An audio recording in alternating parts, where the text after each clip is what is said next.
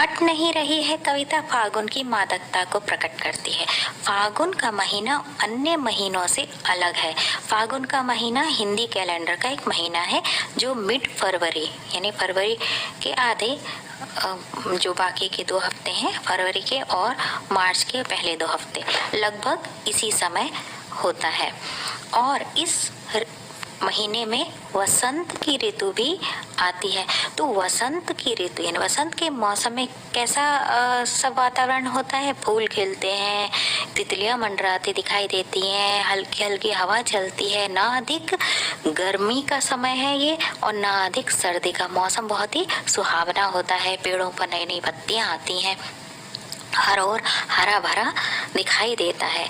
तो कवि फागुन की सर्वव्यापकता या सर्वव्यापक सुंदरता को अनेक संदर्भों में देखता है। तो ये जो मादक सौंदर्य है, मादक का अर्थ होता है नशीला, तो फागुन की जो सुंदरता है उसकी मादकता जो हमें बेसुध कर देती है, उसका जो सौंदर्य इतना मनमोहक होता है कि व्यक्ति उसमें खो जाता है, अपनी सुध-बुध खो बैठता है और हर ओर हमें दिखाई देती है, हर तरफ यह सुंदरता दिखाई देती है। और इस सुंदरता को वह ना केवल जो दिखाई देने वाली सुंदरता है उसके संदर्भ में कह रहा है, बल्कि वह यह भी बताना चाहता है कि जब मन प्रसन्न होता है, जब मन खुश होता है किसी व्यक्ति का, तो उसे हर ओर सुंदरता और उल्लास ही दिखाई पड़ता है। कहने का अर्थ है जब किसी व्यक्ति का मन खुश है तो उसे हर कोई खुश दिखाई देता है, उसे अपने आसपास की हर चीज अच्छी लगती है। और जब उसका मन उदास होता है तो उसे हर चीज उदास लगती है। तो वही कवि कह रहा है कि जब मन प्रसन्न होता है, खुश होता है, तो हर ओर हमें ऐसा ही नज़ारा देखने को मिलता है, ऐसी ही सुंदरता हर ओर दिखाई देती है जैसे कि फागुन के महीने में दिखाई देती है। उसने फागुन की तरह ही इस कविता को सुंदर एवं ललित बना दिया है। ललित का अर्थ मनोहारी, जो मन को अच्छा लगता है। आगे हम पढ़ते हैं। अट नहीं रही है कविता में जो भाषा का प्रयोग आपको देखने को मिलेगा, उसमें सरल सुंदर शब्द हैं, तत्सम शब्दों का भी प्रयोग किया गया है। गेयता यानी गाए जा सकने वाली, प्रवाहमयी है, अलंकारों से युक्त है और फागुन का मानवीकरण किया गया है। फागुन के सौंदर्य में कवि इतना डूब गए हैं कि उनमें फागुन की आभा रच गई है, ऐसी आभा जिसे न शब्दों से अलग किया जा सकता है न फागुन से। और फिर उन्होंने इस कविता में अपने मन के भावों का बाहरी दुनिया से तालमेल भी दिखाया है। किस तरह से, अब हम देखेंगे। अट नहीं रही है, अट नहीं रही है आभा फागुन की तन सट नहीं रही है। अट नहीं रही मतलब समा नहीं रही है। आभा इंग्लिश में हम इसे ग्लो कहते हैं, चमक या कांति, शोभा भी कह सकते हैं इसको। तो जो फागुन की शोभा है उसके तन शरीर, और यहाँ फागुन का शरीर क्या है, यह पूरा वातावरण सट नहीं रही है, इसमें समा नहीं रही है। तो वे कह रहे हैं फागुन का सौंदर्य इतना अधिक है कि इस पूरे वातावरण में समा नहीं रहा है। कहीं सांस लेते हो घर घर भर देते हो। वे कह रहे हैं कि जब भी हवा चलती है, यह सुगंधित मादक हवा चलती है, तो ऐसा लगता है कि जैसे फागुन सांस ले रहा है, और जब भी सांस लेता है तो घर भर देता है, हर घर भर देता है, यानी हर ओर यह हवा महसूस होती है। उड़ने को नभ में तुम पर कर देते हो। और फागुन का भी मन करता है कि वह पंख लगाकर ऊंचे आकाश में उड़े, नभ में, जैसे कि पक्षी उड़ते हैं। तो भी कह रहे हैं, यहाँ पर अपने मन के भावों की बात भी कह रहे हैं कि जब मन बहुत अधिक प्रसन्न हो जाता है तब वह भी कल्पना के पंख लगाकर ऊंचे आकाश में उड़ना चाहता है, जैसे कि कोई पक्षी उड़ता है। आंखें हटाता हूँ तो आंखें तो हट नहीं रही है।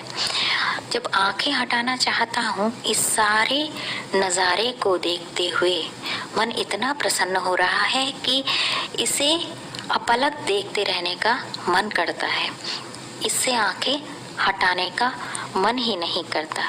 और अगर हटाना भी चाहता हूँ, आंखें बंद भी कर लूँ, तो मन में यह सारा दृश्य मुझे दिखाई देता है। तो इतना अधिक सुंदर दृश्य वहाँ उपस्थित है कि कवि अगर चाहें भी तो उसको अपने मन से दूर नहीं कर सकते, मन से हटा नहीं पा रहे हैं। आगे कहते हैं, पत्तों से लदी डाल, कहीं हरी कहीं लाल। तो चारों ओर रंग बिरंगे फूल हैं और क्या है, नए नए पत्ते पेड़ पर आ गए हैं और पत्तों से लदी डाल, पेड़ों के जो डाल हैं, ब्रांचेस हैं, वो पत्तों से लद गई हैं, भर गई हैं।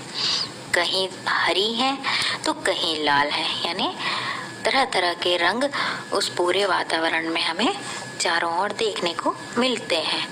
कहीं पड़ी है उर्मे मंद गंध पुष्पमाल, और कहीं किसी वृक्ष के गले में, और मतलब गले में, और कहीं किसी वृक्ष के गले में पुष्पमाल पड़ी दिखाई देती है। कैसे पुष्प हैं? हल्की हल्की, मंद मीन्स हल्की हल्की, भीनी, गंध मीन्स स्मेल। तो भी कह रहे हैं, और कहीं कहीं किसी वृक्ष के गले में हल्के हल्के गंध वाले फूलों की माला पड़ी दिखाई देती है। पाट पाट, पाट का अर्थ जगह, जगह जगह शोभाश्री यानी सुंदरता से भरपूर पट नहीं रही है, तो जगह जगह सुंदरता से भरपूर है। इतना अधिक हर जगह सौंदर्य दिखाई दे रहा है कि मानो इस धरती पर समा ही नहीं रहा है। फागुन का सौंदर्य इतना अधिक है कि इस धरती पर समा ही नहीं रहा, पट नहीं रही है, समा नहीं रही है।